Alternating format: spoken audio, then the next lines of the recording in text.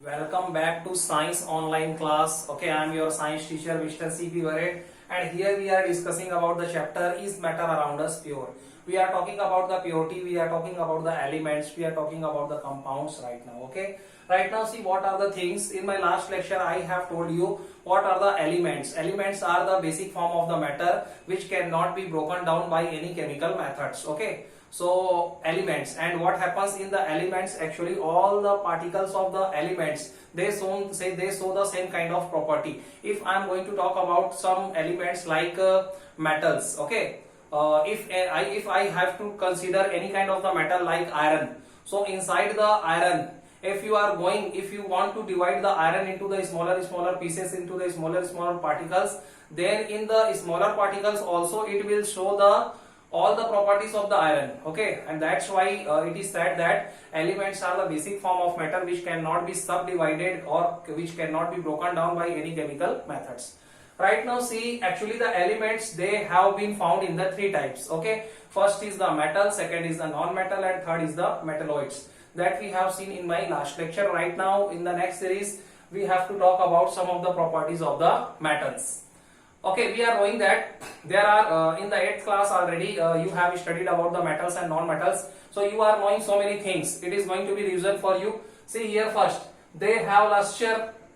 First property is that all the metals, this shows the lustrous property. What is the meaning of lustrous property? Lustrous means they have shine, they are shining in nature. They have the shining surfaces like gold and silver. They have the shining surfaces, and that's why these are used for making the jewelry. So this is the thing. Second thing is that they have generally silver gray color or golden yellow color. All the metals which you will look here and there, either it is gold, either it is silver, either it is aluminium, either it is copper, either it is what kind of the things, either it is zinc, okay, either it is cobalt. So in all the metals actually you will find some two common colors. Either it will be silver gray color, either it will be yellow golden color. Right now see the third thing, they are malleable and ductile. What is the meaning of malleable? Malleable means it is a property of the metal by which the metals can be converted into the thin sheet form. The property by which the metals can be converted into the thin sheet form, that particular property, it is known as malleability.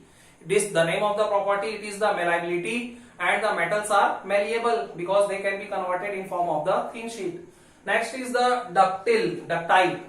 Metals are ductile in nature, and what is the property? The property name is the ductility. What is the property ductility? So the property by which the metals can be converted into the form of thin wires. The property by which the metals can be converted in form of thin wires, this particular property, it is known as ductility. We can say that all the metals are ductile. If question is asked to you, which name the two metals which are most malleable and most ductile, so your answer will be the gold and silver. These are the two metals which are most malleable also, which are most ductile also. Right now see, they are sonorous. What is the meaning of sonorous? Sonorous is again the property of the metals. The property of the metals by which they are able to produce sound. The property of the metal by which they are able to produce sound when they are hitting or when they are hit by any hard objects, so they have the ability to produce the sound. They produce sound. This kind of the property, it is known as sonorous. So we can say that all the metals are sonorous in nature. All the metals are generally hard in nature, you can say. There are so many examples and so many other properties also, like all the metals, they are the good conductor of heat and electricity. Actually they allow the electricity to flow through them, and that's why you can see that all the electrical switches, all the wires, actually these are made by the copper, okay, because copper is a good conductor. Right now see the example, gold, silver, copper, iron, these are the good example of the metals. Here I have written mercury. Remember that mercury is the single metal which is found in the liquid state at room temperature. Mercury is a single metal which is found in the liquid state at room temperature, and it is most heat sensitive, and that's why it is filled inside the thermometer. Right now see the next thing, sodium, potassium. These are also the metals. Still they are soft in nature and they can be cut with the help of the knife. Sodium, potassium, these are the very highly reactive metals. They react at the room temperature, and that's why you have seen that sodium metal, actually it is stored under the kerosene oil, and sodium and potassium, these are the soft metal, and these can be cut with the help of the knife also. Right now see, we are going to talk about the non-metals. Okay, first is the metal is over. Next is the property of the non-metals. So see here, first they display a variety of the colors. When we are going to talk about the metals, so they are available actually in the two varieties. First is the golden yellow, second is the silver gray color. But even if you talk about the non-metals, so all the non-metals, they show the different variety of the colors. For example, if you are talk about the copper sulfate, or means they have the different varieties of the colors, you can say. Like if you talk about the phosphorus, so phosphorus color is yellow. Okay, same like that. They are the poor conductor of heat and electricity. They are the poor conductor of heat and electricity, meaning is that these are the bad conductor of heat and electricity. They never allow electricity to flow through them, and that's why they work as an insulator. And these are used to cover the plastic wires. Okay, what is the plastic that is used which is used okay, to cover the what we can say electric wires. So the plastic is an insulator, plastic is a non-metal which is used to cover the electric wires. So they are showing the insulator property here.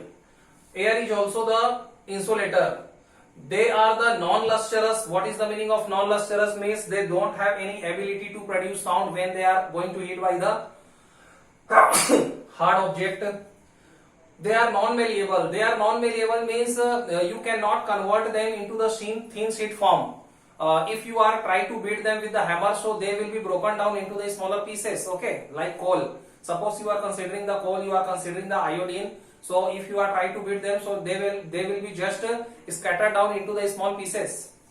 Next is the non-ductile. You cannot convert non-metals in form of the thin wires. Actually, so many non-metals, they are found in the gaseous state also.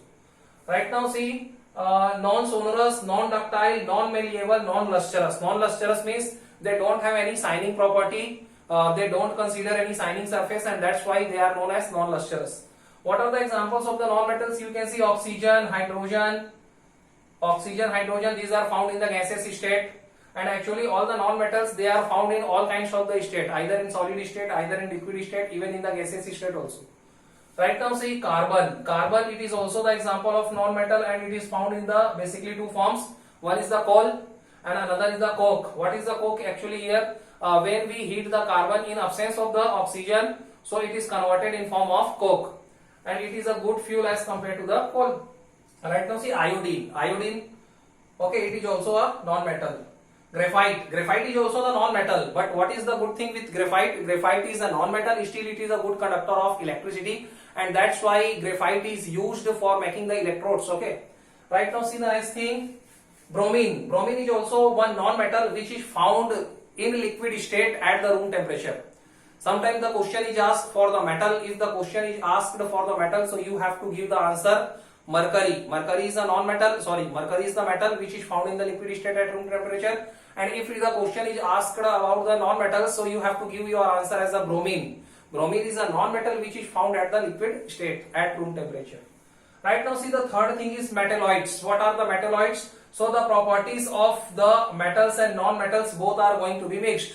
See here some elements which are showing the properties of both metals and non-metals. So these are considered as a metalloids. इसको अपन उपधातु बोल सकते हैं. उपधातु. Okay. The elements which are showing both kind of the properties, sometimes the metallic properties, sometimes the non-metallic properties, and both the properties you can see them and they are showing, and that's why they are known as metalloids. What are the examples? Examples you have to remember here. First is the germanium, second is the silicon, and third is the boron. Okay, these are the three examples that you have to remember. Right now, what is the next thing? Next thing we are going to talk about, it is a compound. What is the compound right now? Compound means what? A compound is a substance which is made of combination of two or more elements. A compound is a substance which is made by combination of two or more elements after the chemical reaction and in a proper proportion. So these are the things. Means what happens when the two elements or more than two elements, they react with each other. There is a chemical reaction in between them, and after the rearrangement of the molecules, they make the new kind of thing. they make the new substance. So this is known as a compound. In the compound is basically the combination of two or more elements when they react with each other, when there is a chemical reaction in between them. And after that actually they react with the proper proportion. What is the meaning of proper proportion? I will tell you right now. So see here, for example, H2O. H2O is what? H2O is a symbol of the water. So you can see here the two hydrogen atoms, they are reacting with one atom of the oxygen. So ratio are fixed. Either you are getting the water from tap, either you are getting water from river, either you are getting water from the well. You can collect so many samples of the water. But in all the water samples, only the hydrogen and oxygen are present. And in which particular proportion? They are present in the proportion of 2:1 ratio of hydrogen and oxygen. Right now see the next thing, NH3. What is the NH3? NH3 is the chemical symbol of ammonia. So this ammonia, it is made by when the 1 ratio of nitrogen, it is reacting with the 3 ratio of the hydrogen. So this is known as ammonia. Next is the carbon dioxide. What is the formula? CO2. So one atom of the carbon, it is going to react with the two atoms or two molecules of the oxygen. So it is known as a carbon dioxide. NaCl. NaCl means sodium Na and chlorine Cl. When one atom of the sodium and chlorine, they are going to be combined with each other. So they make the new compound which is known as NaCl. Sodium chloride means salt. After that HCl. What is the meaning? Hydrogen chloride. When one atom of the hydrogen, it is reacting with the one atom of the chlorine ion, chloride ion. So they are making the new compound which is known as HCl, hydrogen chloride. So these are all about the compound. Okay. And right now see, next time we are going to talk about some activity. Okay. Wait, I am going to finish the activity also. Look here, what happens? One activity we have to perform. Okay. And what we have to do? Actually, we have to divide the whole class in the two groups. We have to divide the whole class into the two groups. And what are the things that we have to give them? We have to give them two things. First is the iron fillings. Iron fillings means smaller particles of the iron, and sulfur powder. We have to give them two things. First is the iron filling, second is the sulfur powder. For the first group, suppose you are dividing the group into the two group A and B. So first group, we have to tell them you have to just mix the iron fillings with the sulfur powder. Okay, this is the task which is given to the group A persons. Right now, what is there for the group B? Again, same thing they have to also do. Okay, they have to just mix the iron fillings with the sulfur powder, and after that they have to heat the solution also. What kind of the mixture they are going to get? They have the heat the mixture till it is going to be red hot. Why? Because the boiling point of the iron, it is very high. It is near around 1000 degrees centigrade. So till the iron and sulfur powder there, if means what we have to do, we have to do that. We have to heat them actually. We have to heat them till it is going to be red hot, so that there is a chemical reaction in between the iron fillings and sulfur powder. And after that we have to observe the two things. What are the observation? Observation is that for the group A, actually there is a physical change occurred. Why? Because we are just randomly mixing the iron particles with the sulfur powder. Actually there is not the chemical reaction in between the iron fillings and sulfur powder. And that iron fillings, again, it can be separated out by the physical method. For how? Suppose we are going to take a magnet, and if we are roaming the magnet around the mixture, so all the iron fillings, they will be attracted towards the magnet, and by this only we can separate all the iron fillings from the mixture. So if there is a physical change, so we can separate the constituent particles by any kind of the physical method, right here with the help of the magnet. But that thing you are not able to do for the group B. If we are going to talk about the group B, so actually for the group B persons, there is a chemical reaction in between the sulfur powder and iron fillings. And right now the new product is going to be formed. What is the name of the new product? So when the iron particles, they are reacting with the sulfur powder, so they are making the new product. The name of the new product is iron sulfide. And that iron sulfide, its color, its texture, its what we can say, texture, its color, its texture, and its all the chemical composition, it is same throughout the mixture. means once it is going to be converted in form of the iron sulfide, so each and every particle of the mixture, each and every particles of the compound, it will show the property of iron sulfide only, means both kind of the things are going to be mixture there, and its property, iron sulfide property, it is totally changed from the original substance. So this is the thing. So in this way we can say that a compound, it is a combination of two or more elements, and whose property is just changed from the original one. Why? Because it is found after the chemical reaction. Next time we will talk about the difference between the mixture and compound and so many other things. Till then, thank you so much.